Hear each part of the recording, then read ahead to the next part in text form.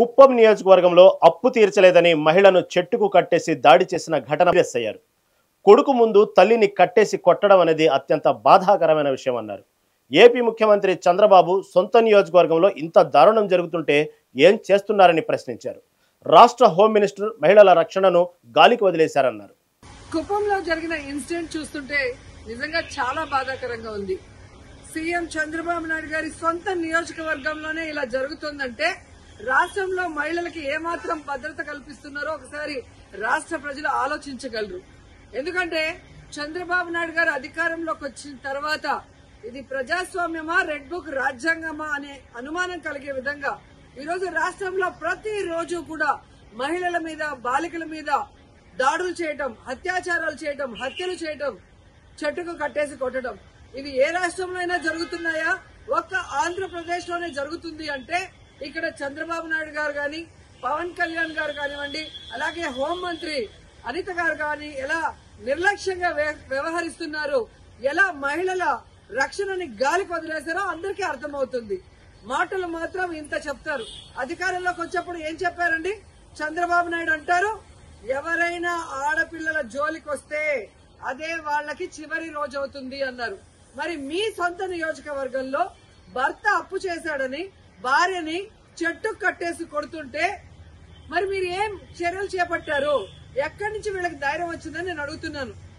మీ పార్టీకి సంబంధించిన తెలుగుదేశం పార్టీ నాయకుడు ఒకడు ఈ అమ్మాయిని కట్టేసి కొట్టడం నిజం కాదా? మరి అతనికి ఎక్కడి నుంచి ధైర్యం వచ్చింది? కొడుకు ముందర, చిన్న బిడ్డ ముందర అమ్మని కట్టేసి కొట్టారు అంటే ఈరోజు పోలీసులు చూసినా భయం లేదు. అలాగే చంద్రబాబు నాయుడిని, హోంమంత్రిని చూసినా మీ పార్టీ వాళ్ళకి భయం లేకుండా పోయింది. ఎందుకంటే లోకేష్ గారు చెప్పినట్టు ఎవరు ఎంత హింస చేస్తే, ఎవరు ఎంత దాడులు చేస్తే మీ గుడ్ లుక్స్ లో ఉండొచ్చు అన్న ఆలోచనతో రాష్ట్ర వ్యాప్తంగా అరాచకం సృష్టిస్తూ ముందుకు వెళ్తున్నారు. ఈరోజు సిగ్గుచేటు ఒక మహిళ హోంమంత్రిగా ఉండి కూడా ఈ రాష్ట్రంలో మహిళల పైన జరిగే దాడుల్ని అరికట్టలేకపోతున్నారు అంటే ఆవిడ నిర్లక్ష్యానికి నిదర్శనం కాదా?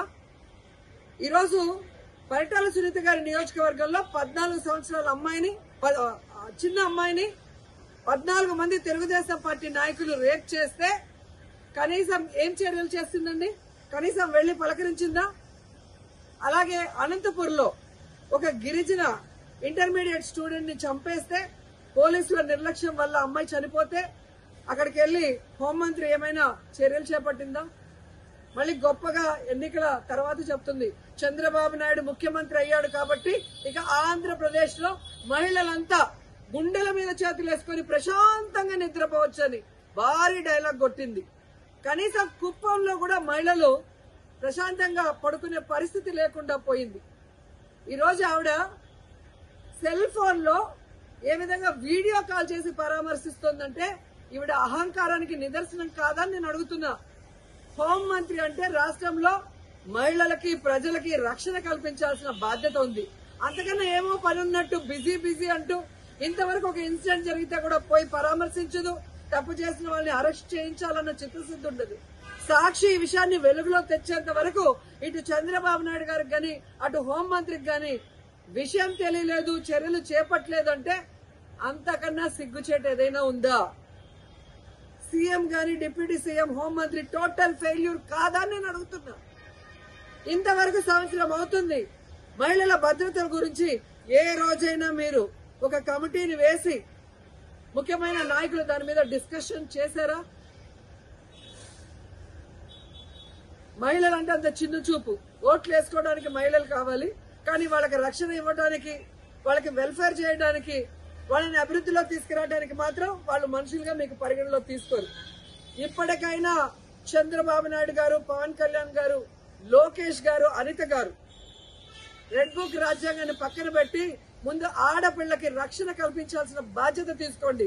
తప్పు చేసిన వాడు తెలుగుదేశం వాడైనా శిక్షించడానికి ప్రయత్నించండి. అంతేగాని టీవీల ముందు కూర్చొని చంద్రబాబు నాయుడు చెప్పాడు కదా అని జగన్మోహన్ రెడ్డి గారిని, భారతమ్మని తిట్టడానికి, సాక్షి మీద కేసులు పెట్టడానికి టైం ఉన్న హోంమంత్రి గారికి నేరస్తుల్ని శిక్షించడానికి టైం లేదా అని అడుగుతున్నాం. వాటి మీద కాన్సన్ట్రేట్ చేయని హెచ్చరిస్తున్నాం.